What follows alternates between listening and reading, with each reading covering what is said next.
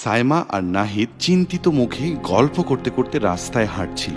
এমন সময় হঠাৎই একজন ছিনতাইকারী সাইমার সামনে ধারালো ছুরি ধরে জিজ্ঞেস করে, কাছে টাকা পয়সা যা আছে সব বের কর, না হলে কিন্তু গলা কেটে দেব। সাইমা আচমকা ভয় পেয়ে যায়। সে অনুরোধ করতে থাকে, ভাইয়া প্লিজ, এই টাকাগুলো আমার শেষ সম্বল। আমার বাবা হাসপাতালে ভর্তি আছেন, আজ তার অপারেশন হবে। টাকাগুলো না দিলে সব শেষ হয়ে যাবে। এগুলো আমি দিতে পারবো না, দ্রুত সব বের কর। এসব ন্যাকা কান্না আমার কাছে করলে একদম মেরে ফেলবো, সাথে তোর বন্ধুকেও মেরে ফেলবো। সাইমা কান্না করতে থাকে। সে নাহিদের দিকে তাকিয়ে বলে, আমার টাকা পয়সা সব নিয়ে যাবে, তুমি প্লিজ কিছু করো। নাহিদ ছিনতাইকারীর দিকে তাকিয়ে সাইমাকে ভয়ে ভয়ে বলে, তুই আর এসব নিয়ে বাড়াবাড়ি করিস না। দেখছিস না ওর হাতে ধারালো ছুরি আছে, যা আছে সব দিয়ে দে। বেঁচে থাকলে অনেক টাকা আসবে। আঙ্কেলের ব্যাপারে কি করা যায় আমি পরে দেখছি। ছিনতাইকারী সাইমার ফোন, টাকা পয়সা সব নিয়ে চলে যায়। সাইমা যেন কাপুরুষ নাহিদকে আর সহ্যই করতে পারে না। এভাবে দাঁড়িয়ে থাকবি? চল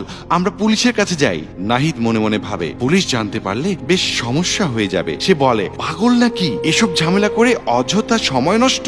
পুলিশ এসবে সাহায্য করবে না, তুই বাসায় ফিরে যা, আমি দেখছি। আমার এক বড় ভাই অনেক বড় নেতা, আমি ভাইয়ের সাথে কথা বলবো। সাইমা কান্না করতে করতে সেখান থেকে চলে যায়। রাস্তায় একজন পুলিশ অফিসার ওকে কাঁদতে দেখে এগিয়ে আসেন। তিনি জিজ্ঞেস করেন, তোমার কি কোনো সমস্যা হয়েছে? এভাবে কান্না করছো কেন?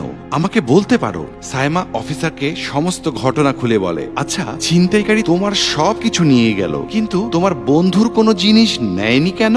তোমার কাছে যে টাকা, মোবাইল ফোন এসব আছে, এ তথ্য ছিনতাইকারী কিভাবে জানলো? অফিসারের মুখে এমন কথা শুনে সাইমার মনেও অনেক ধরনের সন্দেহের সৃষ্টি হয়। সত্যিই তো, নাহিদের ফোন ওর হাতেই ছিল, তবুও ছিনতাইকারী সেসব নিল না কেন? অফিসার বললেন, চলো তো দেখি। এরপর তারা দুজনেই সেই জায়গাতে আসে। এদিকে সেদিকে তাকাতেই দেখতে পায় কিছুটা দূরে নাহিদ এবং সেই ছিনতাইকারী ছেলেটা ছিনতাইয়ের টাকা ভাগ করে নিচ্ছে। অফিসার নাহিদের সামনে গিয়ে জিজ্ঞেস করে, এখানে কিসের টাকা ভাগ করা হচ্ছে?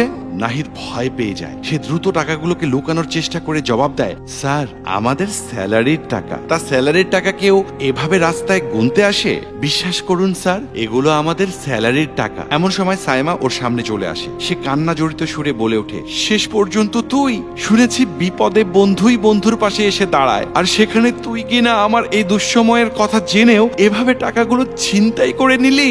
নাহিদ কোনো উত্তর দিতে পারে না। পুলিশ অফিসার ওদের কাছ থেকে টাকাগুলো কেড়ে নিয়ে সাইমার হাতে তুলে দেয়। তারপর বলে, তুমি হাসপাতালে যাও, এদের শায়েস্তা আমি করছি। অফিসার ওদের দুজনকে ঘাড় ধরে থানায় নিয়ে যায়।